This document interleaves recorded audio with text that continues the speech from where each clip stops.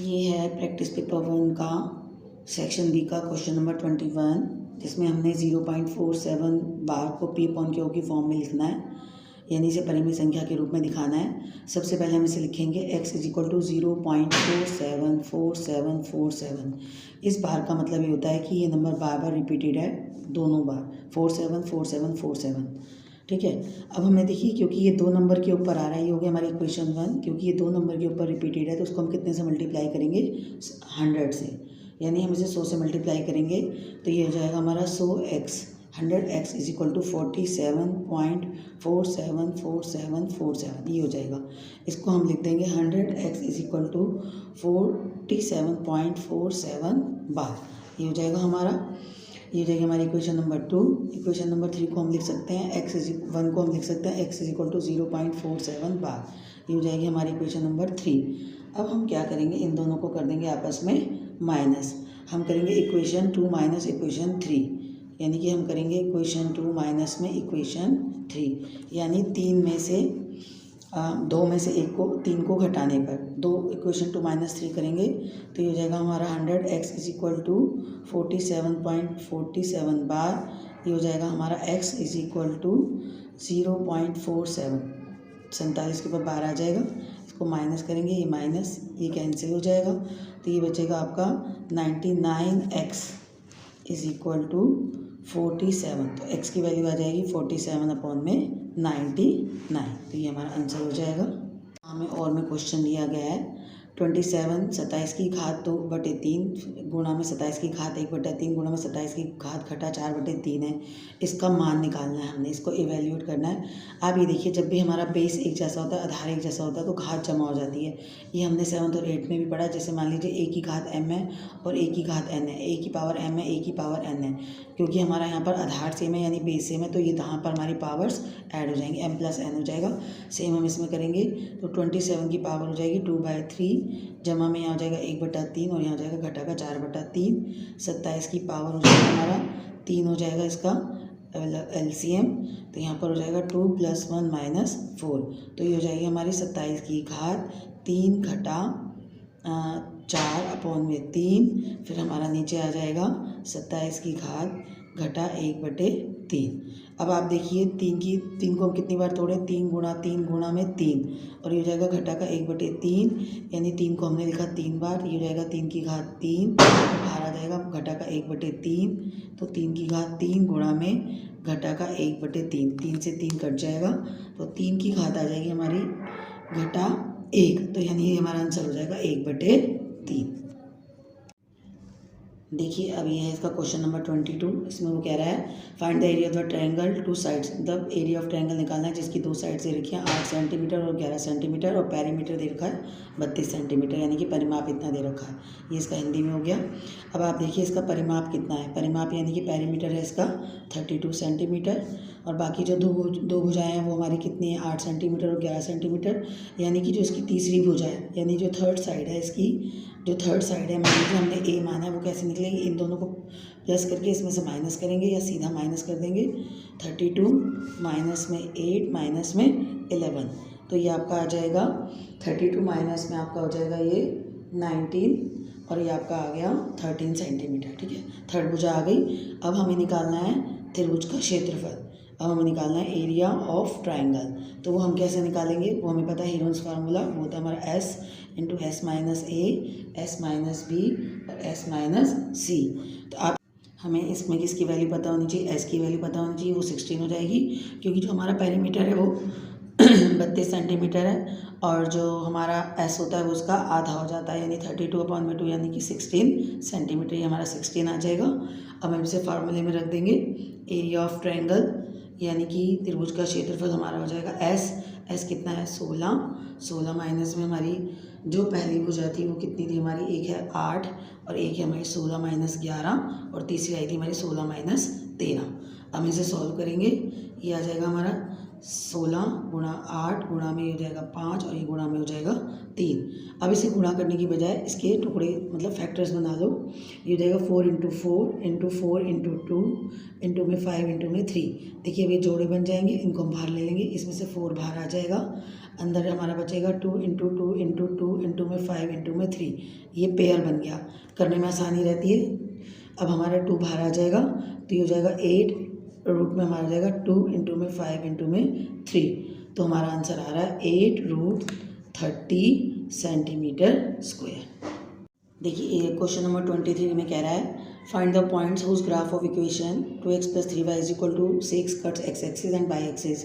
हमें वो पॉइंट बताने हैं जहाँ पर जो ग्राफ है 2x = 3y = 6 x अक्ष को और y अक्ष को काटता है। इन बिंदुओं का मान हमें निकालना है जहाँ पर ये जो ग्राफ है x अक्ष और y अक्ष को काटता है। मान लीजिए हमने इसका ग्राफ ऐसा बनाया, इसका ग्राफ एक स्ट्रेट लाइन आएगा, यहाँ पर ये किसको काट रहा है, y एक्सिस को, यहाँ पर x एक्सिस को काट रहा है। तो देखिए x एक्सिस पर क्या होगा, x की वैल्यू तो x होगी और y की वैल्यू 0 होगी। अगर ये y पर काटता है तो यहाँ पर हमारी जो है x की वैल्यू कितनी हो जाएगी, 0, क्योंकि यहाँ पर x एक्सिस पे y पे तो x की वैल्यू 0 होती है और y की कुछ वैल्यू होगी ये वाली, तो इसको हमने ऐसे रख दिया। तो यानी कि x एक्सिस के लिए हमें क्या करना पड़ेगा, y की वैल्यू 0 रखनी पड़ेगी x अक्ष पर निकालने के लिए हमें। तो हम क्या करेंगे, हमारी इक्वेशन थी 2x = 3y = 6, तो हमने y की वैल्यू यहाँ पर 0 पुट करनी है, ये वाला पॉइंट रखना है। तो 2x = 3, इसकी वैल्यू 0, यहाँ हो जाएगा 6, तो 2x = 6, तो x बराबर में आ गया 3। तो एक पॉइंट तो हमारा आ गया 3 और 0, यानी ये वाला x और 0, तो यानी कि हो गया हमारा 3 और 0। अब हमें निकालना है y एक्सिस वाला, वो हमने जो ऊपर लिया था ये वाला 0 और y, ये हमारा y एक्सिस पर हो जाएगा। तो इसकी जो वैल्यू है वो कितनी है, 0 और y। अब हम इसी इक्वेशन में 2x = 3y = 6 में x की वैल्यू 0 रखेंगे, 2 × 0 जमा में 3y = 6, 0 जमा में 3y = 6, तो y की वैल्यू 6/3 यानी कि आ जाएगी 2। तो ये वाला पॉइंट हमारा बन जाएगा 0 और 2।